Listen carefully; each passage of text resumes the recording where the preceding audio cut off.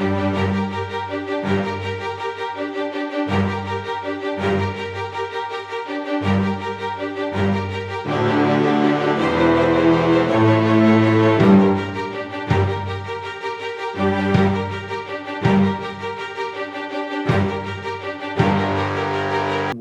to chapter 23, where something amazing has happened. The highlighter has gone grey, but that's because Jonathan Harker's hair is also where it's gone white. Well, I can't highlight in white, can I? But anyway, that was the idea. But because of all the stress, his hair's changed colour. So there you go, there's a little transformation even in Jonathan Harker, because he's so distressed about Mina's condition. Then we have Van Helsing giving us a reminder of what we were told earlier on about his friend Arminus of Budapest.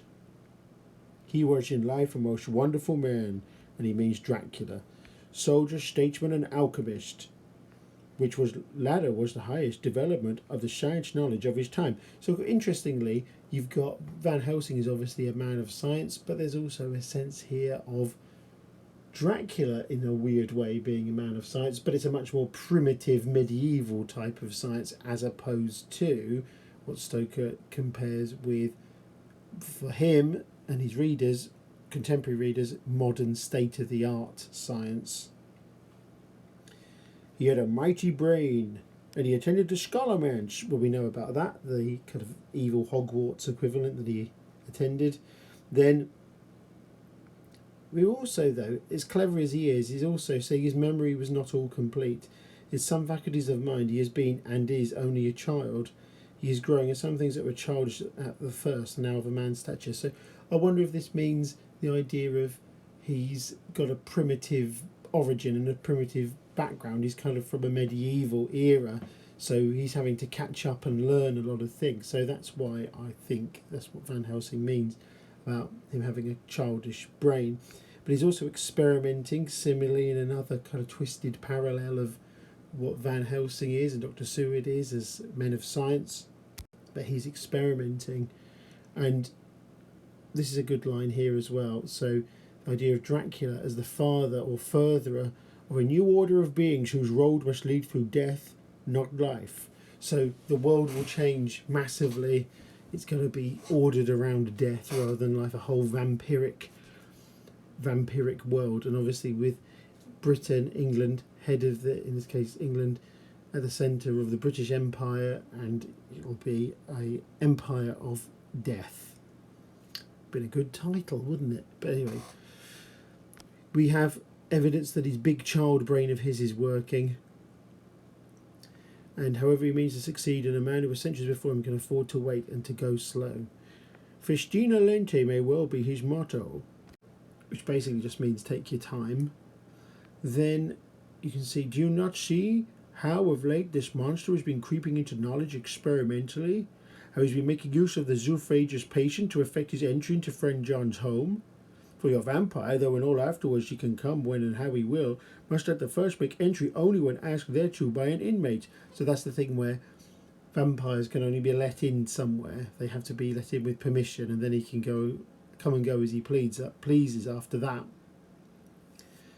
So he says about how he was experimenting there, Renfield. Again, deliberate contrast with Seward's observations of Renfield, actually, when you think about it as well. So again, a nice contrast set up there. And we have a telegram from Mina. And look out for D. He is just now 12:45, come from Carfax hurriedly and hastened towards the south. He seems to be going the round and may want to see you, Mina. So Dracula is on his way. He's going to have a meeting with them. But this is all a little bit weird, this bit, this in this telegram. Then there's lots of tension about, and also like a false appearance as well, because it turns out to be Lord Godalming and Quincy, and they just report they've destroyed. By that they mean they've neutralised the boxes for Dracula to rest in. So they turn up. Actually, in very much the tradition of the horror genre, isn't it, where It's Stoker using misdirection where you think it's going to be, oh no, Dracula's at the door, but it's not. It's not Dracula. It's Quincy and Lord Godalming have come back. Little reference here to how you've had Dr. Seward, Arthur and Quincy have had adventures in the past together. Wouldn't it be fun to know what they were? But anyway, they've been out hunting and having different adventures in parts of the world. Then Dracula actually arrives. Here he comes. He bursts in with a single bound. He leapt into the room, and he's described as being panther-like. So there's lots of predator kind of, or predatory kind of lexis. Again, zoomorphism. So we have also, look, snarl is there as well. Obviously the long teeth, lion-like disdain. So we've got all of that. Here's also the demonic, the evil stuff. Anger and hellish rage, we've got that as well. On the previous page, just spinning back, they do actually fight him, and Jonathan Harker tries to stab him, and he does it because Dracula dodges. He just cuts a bit of his clothing, and loads of money falls out. So that's a little bit of a clue that why has he got loads of money? But anyway, then he confronts them. You think to baffle? Oh, it's the wrong voice. You think to baffle me, you with your pale faces all in a row, like sheep in a butcher's. So that's again, makes him seem like a predator as well. Your girls that you all love are mine already, and through them you and others shall yet be mine. My creatures to do my bidding and to be my jackals when I want to feed. Bah! So look, more like these are connotations of pack animals as well. So Stoker is establishing Dracula's villainous personality, linking him to predatory animals, linking him to demonic, devilish figures as well.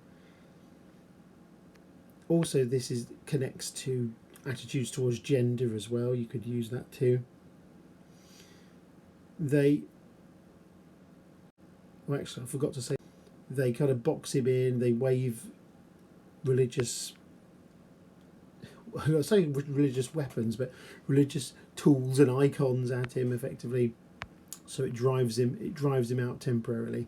And they work out, he runs off basically. That's the bit when he says the bah. So I'm sorry, I jumbled all the order up of this. It's too complicated for me to re-edit that and do it again. I could do, but it took me ages. Anyway, so they've got one earth box left, and then they've got him on the run basically here.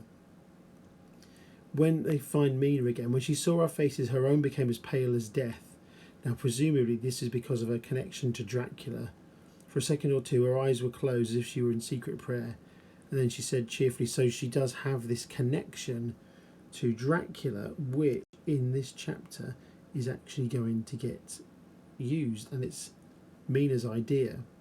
So we have more religious lexis as well, and we have Harker is determined, if beyond it I could send his soul forever and ever to burning hell, I would do it. So all of this as well, I mean, it comes across as a bit extreme from Mina, she thinks, but this is because Stoker is establishing their heroic qualities and how they conform to the ideas of how a Victorian husband and wife should be as well. And we have Van Helsing has got some emotional intelligence here and leaves the two loving hearts alone with their god. So they're together. And main thing on this page is they have a sleep. There's a bit of tension there. Is Dracula going to come back? You've got the men taking in turns to sleep outside the room to protect Mina and Jonathan Harker. And then we have, I must have fallen asleep, for I was awake by Mina, who was sitting up in bed with a startled look on her face. I could easily, for we did not leave the room in darkness, she had placed a warning hand over my mouth, and now she whispered in my ear. So this is the bit when they hear that Quincy's actually outside.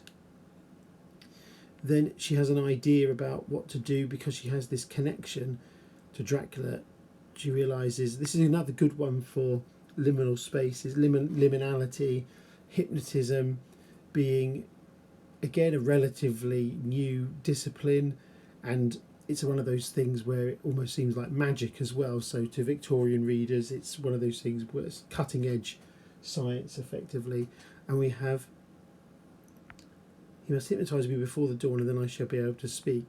So Van Helsing, because he's an expert in everything, he does successfully hypnotise Mina, and through these questions we have Mina working out where Dracula is, and she can tell that he's in a boat, and then they know that he is fleeing. They know that he's actually, they've scared him, they've put the pressure on him, and off he goes. And that's why he had all this money, needed the money, picked it up off the floor after it was cut out so he can effect his escape. He's going to go back to Transylvania.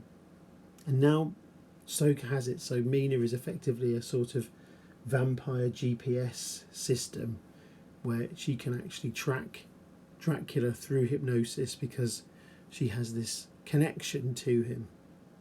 So it's an interesting use of the character there by Stoker. So she's proactive enough as a female character to actually say, yeah, I've got this great idea, hypnotise me. So that's completely from her.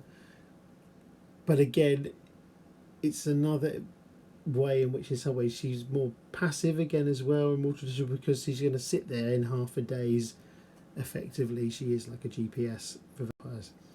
So they know Dracula's running for it effectively. Here's another little breakfast reference there. And again, as we reach the end of this chapter, the idea of danger and threat, and how dangerous Dracula is because he can live for centuries. Time is now to be dreaded, since once he put that mark upon your throat. So Mina it's just a matter of time before she potentially turns into a vampire. And oh dear, she faints. Just to, again, cultural standards and attitudes of the time and expectations about females, a female character in this case of Mina. But yeah, she faints like a true Victorian heroine should. There you go. So anyway, that was chapter 23. I hope you enjoyed that. I hope you found it useful. Enjoy whatever you are doing, and like, subscribe, watch my other videos, anything you can do to find useful and help you with it all. Good luck with it all. Farewell.